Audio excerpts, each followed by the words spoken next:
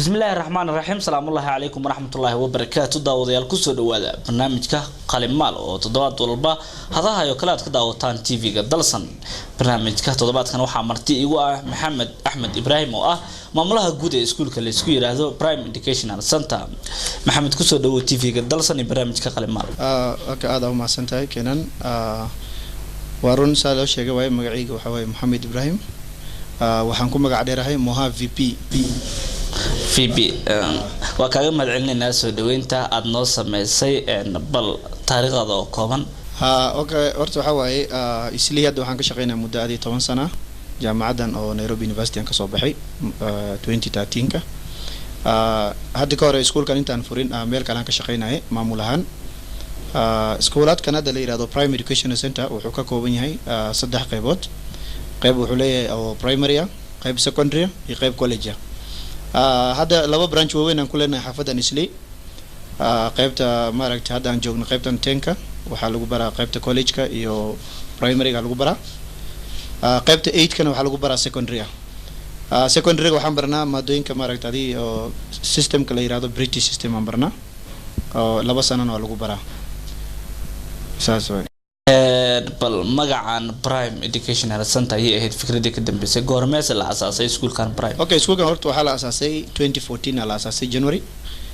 سكول كان كل هرت إرجع برايم ووح قيمة له هذه له في الإنجليش هان إرجع برايم ووح مهم. so مركان مارك يعني معمول عن صوبرته وعن صوبرته ما ده اللي يرادو human resource management degree أنك وتا. كل ما ده أصلا وحي تابعني سمارك تادي بلشها وحي لو قبل لهاي سيو عاوين كرتا بولشدا ما دام أنا كان نادت كمارتا كينيا كنول أو مارتا عن واحد برني فكرة وحن مارتا سو أبابلني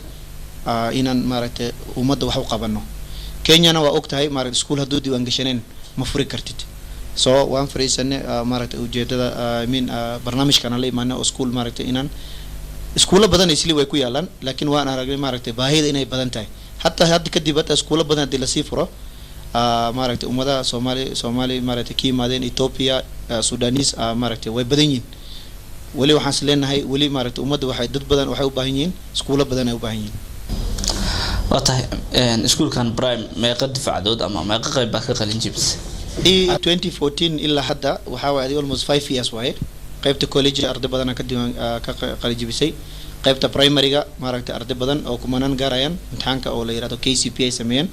قيبتي أي جي سي سيجنا أيكنا ماركته أرد بدن ماركته كخلين جبيسي قارات جامعة دكتان أرد ما كيسان ودميان جامعة وحن كحرنا ماركته أو دبيدا سيد ماليزيا تشاينا كندا أن يعني سبونسرشيب وحسنا ماركته وان بحنا وقت نوحات السكول كوع كوبية هن قيبة فربضان سيدا كوليج برايمري إيو سكندري أما دوكسي دحي إيو دوكسي سرايا إنت سوى قيمة اسكمر بالا أساس أرد سكول قيبة ووري الله أساسي وحوي وقيبة كوليجكا قيبة كوليجكا وحال برا مارك مع دوين كادي ما قيب أو فاونديشن لا جرتا قف كي ولا ديسا إلين هوب إلين غوري مركا ديسا اسمارك كورم كبلاوي كرتيت هوسا كبلاوي سا ما دولة يرادو هذه فاونديشن كوس عندك كبلاوني مركا سا قيبة سا برايمري لقى دلنا كوس هذا ويسوعنا امتحان يسمين امتحان كي مركا زمان سكندري وجود بيان ساس ماركته الله ماركته لسكوا جاجي واتاه مجرتا ان ارتي انت قلن جيبسي مانتا معلمين كا اسكول كان اما بريال كا ما حد ما دي كرنا ارتي مارتا معلمين مجرا لكن سكرتير انو جوجتا كوا كلنا مارتا ميلا كلا كشقيد بوك شوب كاين مارتا اسكول كليه كشقيان كواس جو لانه هاي معلمين ما waxay u baahan mارتا jaamacad dilna aado مارتا maadaama ad اسكول ka 6 sano jiro hada groupki uu horeeyay u qalin jibeen hada maxaa meelahaas ad Soomaaliya ka shaqeeyaan hay'adaha u shaqeeyaan اسكول كان مادام مامل كيسو دمان وياهي سومالي مجرتا أجانب دقت. واي دقت هذا واحد يكرر سكول أولي مرت سكول كليا وحافظة نسلي أو قيب بودينغ له أو سودانيس دقت جت مادام هذا سودانيس كمل دون هوم ميراث ما ساوث سودان كي مدان وحاول تلاقي الميل جيف إنا واجنو. وقت داود يال بل عين داون ومقال عن كسو قبرني قار كم بده أرتدى دقت سكول كبرايم إديوكيشنال سنتر. السلام عليكم ورحمة الله وبركاته مقعي ونمعاذ علي وحان دكتها بريم وحان كسو بيري 2018 بيش كوبات وحدا هاد مركا إماذي هاد إسبدل وين وهي إنجريش هاد وكو هالي كراك سوالي سيدو كالي faa'iido badan waxaan leeyahay iskuulkayga iyo macalinkayga Tijanuur iyo Hani waa mahadsantihiin magacayga waa Cabdishakuur Xasan Sheekh Maxamed iskuulka waxaan ku soo biiray 2016 ilaa hadda 2019 waan dhiganaya galaas ay tahay KCB hadda u fadhiya ma sha Allah wala iskuul fiican waaye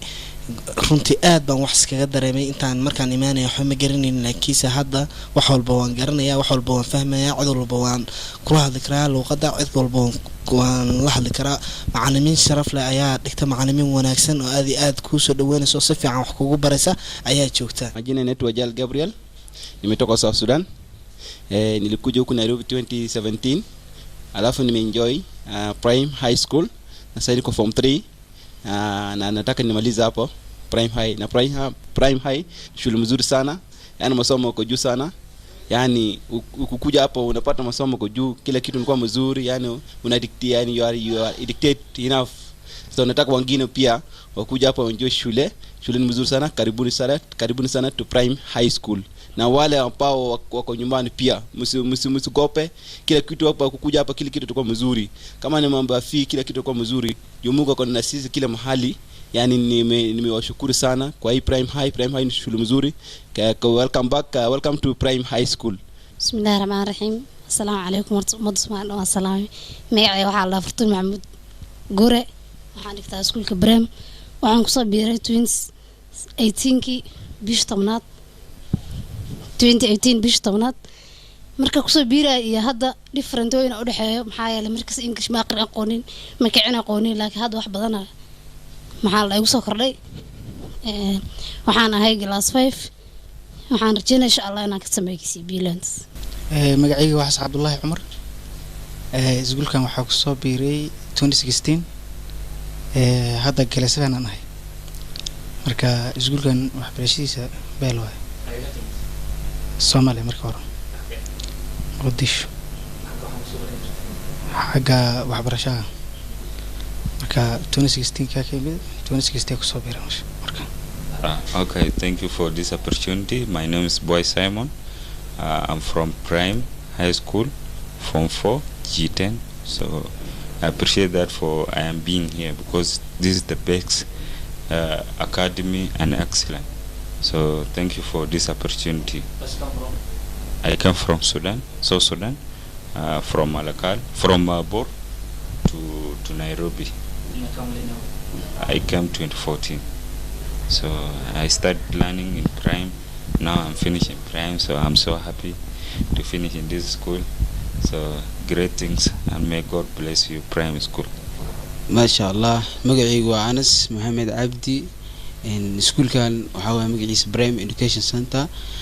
Iskuulkan waxaa ku soo biiray 2016kii markaas waxaan ka bilaabay class 4 marka hadda xanahay MashaAllah waxaan ahay class 8 MashaAllah waxbarashadu MashaAllah waaye waxbarasho fiican ma qaadanaa maalin walba halka maalin hadda marka laga reebo mar walba waxa qaadanaa waxbarasho MashaAllah fuul ah macallimiinta waa macallin mar walba oo heegan noo ah MashaAllah marka waxa waaye iskuul fiican waa iskuulka MashaAllah welcome My name is Luke Johnson. I was coming from Upper Nile State till I came here to Nairobi. I'm learning in Prime High School. I'm in 4G. Actually, the learning is good. As I'm learning to finish next year, my Form 4, inshallah, I'm going to finish it. So here it is. I like the way they're teaching also. The school is running well. Also, there is interaction. Somalis, Sudanese, all of them in the same school. There is also unity between Somalis, Kenyan, and Sudanese. That's all I can say. And also, I can say about the learning education system, which is the British system, is so well. For us foreigners, we are learning there, and we are willing to achieve something when we go back to our country. Everyone, Somali, South Sudan, Kenya, working hard, all of us, to achieve something. So when you go back to your country, you're going to do something, and you're going to work better to unite your country. That's all I can say. Assalamu alaikum warahmatullahi wabarakatuh. Magacaygu waa Macallin Nuur. Prime waxaan ku soo biiray sanadka 2016. Masha Allah, arday badan ma soo saarnay ilaa qaar kuwan 8 oo u imaaday hadda high school qaar dhameeyay oo IG-ga ilaa heer jaamacadeed maasha Allah kulley ardayda waxaan siinayaa waana yar arday walbo rison boqorta iskuulka u imaadaa badana qarashaad iyo investment fara badan baa lagu bixiyaa ardayga waxaana loo baahan yahay ardayga investment lagu bixiyo inuu wax tayo leh soo saaro oo arday waalidkii caawiyay wadankii wax u taray arday dadaalay inuu noqdo ayaa loo baahan yahay waxaan idin leenahay Prime qaybtiisa college-ka iyo primary-ga wuxuu ku yaalaa 10 Street opposite Royal Mall qaybtiisa IG-gana oo ilaa 300 arday dhigato wuxuu ku yaalaa 8-ka waxaan leenahay ummadda Islii degan Soomaaliyeed iyo Sudaaniiska iyo qowmiyadda kale ku nool Islii iyo agagaarka Nairobi kusoo dhawaadaan leenahay shukran.